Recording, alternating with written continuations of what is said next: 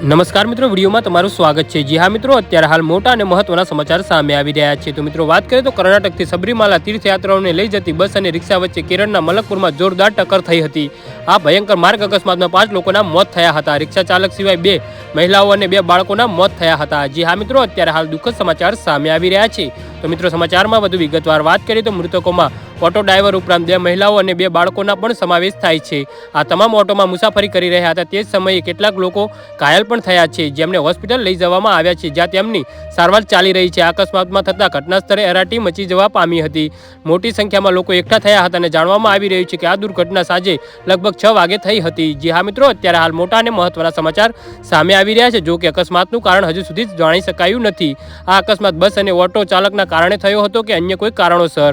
જી હા મિત્રો, તો આના વિશે તમારું શું કહેવું છે તો નીચે અમારી કમેન્ટ બોક્સમાં જરૂરથી જણાવજો અને મારી યુટ્યુબ ચેનલને સબસ્ક્રાઇબ કરવાનું ભૂલતા નહીં। વિડીયો પૂરો જોવા બદલ તમારો ખૂબ ખૂબ આભાર।